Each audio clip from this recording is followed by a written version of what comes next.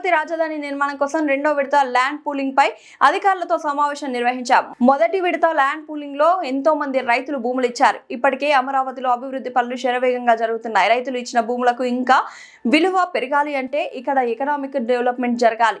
అలా జరగాలి అంటే ఇంకా ప్రపంచ స్థాయి సంస్థలు నెలకొల్పాలి. అంతర్జాతీయ స్థాయిలో ఇన్ఫ్రాస్ట్రక్చర్ అభివృద్ధి కావాలి. ముఖ్యమంత్రి చంద్రబాబు దూరదృష్టితో రెండో విడత ల్యాండ్ పూలింగ్ చేయాలని సూచించారు. ఈ ల్యాండ్ పూలింగ్ కు సంబంధించి అధికారుల నియామకం, కార్యాలయాల ఏర్పాటుపై చర్చించాం. రెండో విడత కూడా ల్యాండ్ పూలింగ్ పారదర్శకంగా చేయాలని అధికారులను సూచించాం.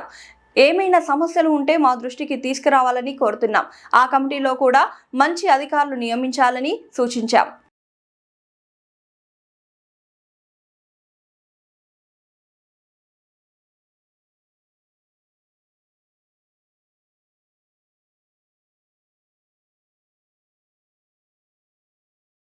అనేక వర్క్స్ అటు ట్రంక్ రోడ్స్ కావచ్చు, లేఅవుట్స్ రోడ్స్ కావచ్చు, అదేవిధంగా ఐకానిక్ భవనాలు కావచ్చు, అదేవిధంగా అధికారులకు ఒక 4000 హౌసెస్ ఇన్ని ఎంతో వేగవంతంగా జరుగుతున్నాయి. అంతేకాకుండా అనేక ఆర్గనైజేషన్స్, బ్యాంక్స్ కావచ్చు, యూనివర్సిటీస్, హోటల్స్, స్కూల్స్ వాళ్ళందరూ కూడా సైట్స్ ఇచ్చాం.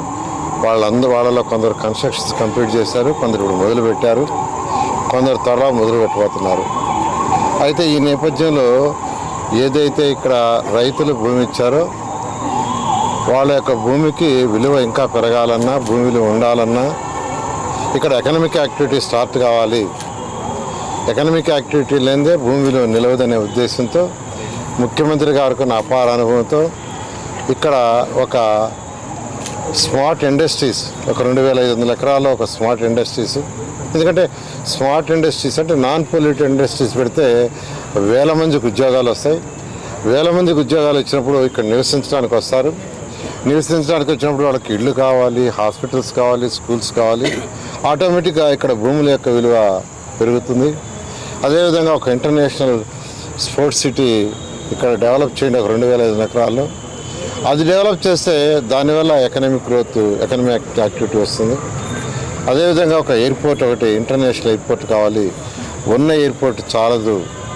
హైదరాబాద్లో పాత ఎయిర్పోర్టే ఉంటే ఇప్పుడు రోజుకి ఇప్పుడు దిగే ఫ్లైట్లలో 10% కూడా దిగలేవు. హైదరాబాద్లో శంషాబాద్ ఎయిర్పోర్ట్ ఆ రోజు గౌరవనీయ ముఖ్యమంత్రి గారు దూరదృష్టితో చేయబట్టి ఈరోజు అదే ఎక్సెస్ అయిపోయింది. అందువల్ల ఆ దృష్టి పెట్టుకొని ఈ యొక్క ఏదైతే ల్యాండ్ పూలింగ్ రైతులు ఇచ్చారో వాళ్ళ భూముల విలువ పెరగాలంటే ఖచ్చితంగా చేయాలని చెప్పటం, దాని మీద రైతులతో అటు ఎమ్మెల్యే శ్రావణ్ గారు, అదేవిధంగా భాష్యం ప్రవీణ్ గారు ఇద్దరు రైతులతో మాట్లాడటం, వాళ్ళలో ఎక్కువ మంది ల్యాండ్ అక్విజిషన్ కాదు ల్యాండ్ పుల్లింగ్కే పోతామని చెప్పడంతో దాని మీద యాక్చువల్గా క్యాబినెట్లో నిర్ణయించడం జరిగింది. దాని మీద అయితే ఎంతో పర్ఫెక్ట్గా చేయాలి, ట్రాన్స్పరెంట్గా చేయాలనే ఉద్దేశంతో ఈరోజు శాసనసభ్యులు శ్రావణ్ గారు, అదేవిధంగా భాష్యం ప్రవీణ్ గారు, తర్వాత ఇద్దరు కలెక్టర్లు, అదేవిధంగా వాళ్ళ అధికారులందరూ కూర్చొని సిఆర్డీ కమిషనర్ కూర్చొని అడిషనల్ కమిషనర్ గారు డీటెయిల్గా డిస్కస్ చేసి ట్రాన్స్పరెంట్గా చేయండి, ప్రజలతో మాట్లాడి చేయండి, రైతు సోదరులతో మాట్లాడి చేయండి, వాళ్ళ సమస్యలు ఏదన్నా ఉంటే మా దృష్టికి తీస్తారండి, మేము కూడా వాళ్ళ యొక్క గ్రామాల్లో తిరుగుతాము, సమస్యలన్నిటి చర్చించి మా లెవెల్లో చేయగలిగినైతే మేము చేస్తాం, లేదంటే మళ్ళీ ముఖ్యమంత్రి గారి దృష్టికి తీసుకుపోయి వారి యొక్క అనుమతితో అథారిటీలో ఫైనలైజ్ చేస్తామని ఈరోజు డిస్కస్ చేయడం జరిగింది. అదేవిధంగా మంచి ఆఫీసర్లని, అనుభవం ఉన్న ఆఫీసర్లు, మంచి ఆఫీసర్లు అంటే అనుభవం ఉన్న ఆఫీసర్లను అపాయింట్ చేయమని వారికి ఒక దిశానిర్దేశం జరిగింది.